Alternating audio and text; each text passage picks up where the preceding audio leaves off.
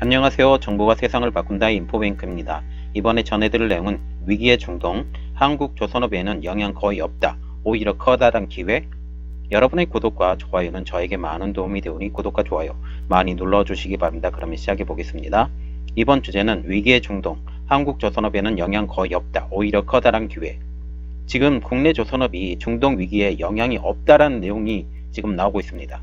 국내 조선 전문가는 이렇게 말을 하고 있는데, 이번 이란발 중동 위기가 세계 선주들의 선박 발주에는 당장 영향은 주기가 어렵다라는 내용이죠.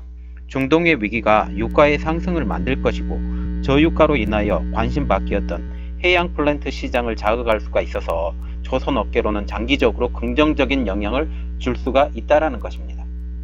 통상적으로 국제유가가 배럴당 70에서 80달러에 근접할 경우에는 해상에서 원유를 생산하는 해양 플랜트의 채산성이 좋아지기 때문에 가장 큰 문제가 되겠습니다.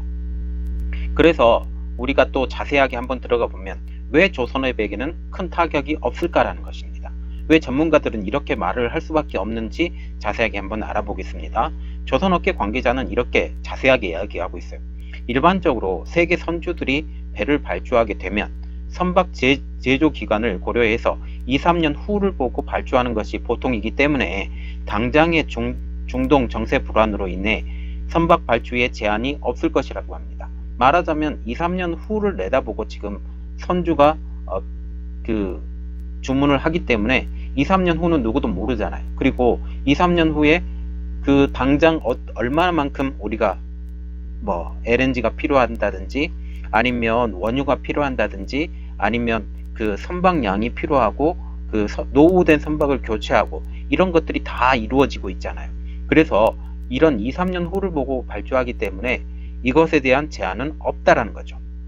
그래서 가장 큰 변화가 이건데요.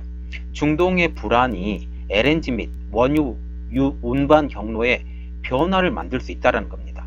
특히 호르무즈 해협이 타격을 받게 되는데, 이렇게 되면 그쪽을 이용해서 원유를 수입했고 원유를 생산하고 그렇던 모든 것들이 지금 미국으로 아니면 다른 나라로 모두 다 빠져버리게 된다는 변화가 지금 예상이 되고 있습니다.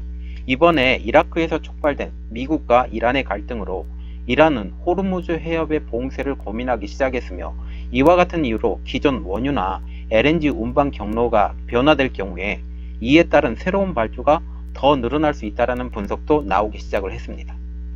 그래서 조선업계 관계자는 또 이렇게 말을 하고 있는데, LNG 운반선이나 원유 운반선에 이란 지역 쪽 운항로가 만약 막히게 된다면 더 먼 항로를 택해야 되는데, 그러면 배를 또 발주하는 상황이 나올 수 있다. 말하자면 짧은 거리를 생각해서 배를 발주를 했는데, 만약 운항 거리가 길어지면 운항 거리가 길어진 만큼 다른 대체의 배가 또 운항을 해야 되잖아요.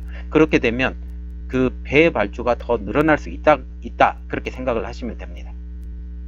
그래서 박무현 하나금융투자연구원은 이렇게 말을 하고 있는데, 일단 해당 지역에서 운송을 진행 중인 선사들의 보험료가 첫 번째로 오를 것이고, 이에 따라서 운임도 오를 것이다, 이렇게 말을 하고 있습니다. 그리고 두 번째 문제, 중동의 불안이 해양 플랜트 산업에 도움이 될까라는 것입니다.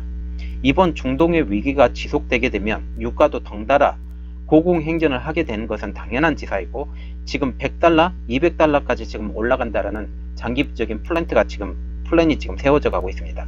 이를 통해서 가장 큰 이득을 얻게 되는 나라 미국, 러시아, 이렇게 되는 거죠. 이렇게 되면서 유가의 고공행진이 조금만 오랫동안 지속이 된다면 최근 수년간 잠잠했던 해양 플랜트 발주가 살아날 수 있다는 점에서도 조선업계에서는 예상치 못한 기회가 될 수 있다라는 분위기가 됐습니다. 과거의 사례만 우리가 보더라도 유가가 100달러 이상일 때 해양 플랜트 발주가 급증했죠. 그런데 지금 해양 플랜트 산업이 죽으면서 지금 삼성중공업이나 대우중공업이 이 해양 플랜트 산업의 발주가 끊어진 상태예요. 이 끊어진 상태인데 지금 유가의 급등이 장기간 지속되게 되면 조선업계의 신성장 동력으로 해양 플랜트 산업이 다시 각광을 받기 시작할 수 있다는 겁니다. 그래서 조대승 부산대 조선해양공학과 교수님은 이렇게 말을 하고 있는데, 유가가 조선 산업에 미치는 영향은 매우 크다, 특히 선박보다는 해양 플랜트 발주가 고유가 시기에 많이 나왔기 때문이다라는 거죠. 섣불리 지금 예단을 하기는 힘들지만 고유가가 일정 시간 동안 지속이 된다면 해양 플랜트 채산성이 높아져서 발주는 많이 나올 것이다 라고 말을 하고 있습니다. 그래서 막무가내로 이렇게 해양 플랜트가 나올 수가 없어요. 해양 플랜트가 나오려면 조건이 딱 한 가지가 붙는데 7, 80달러대 이상의 국제 유가가 일정 기간 이상 지속될 것입니다.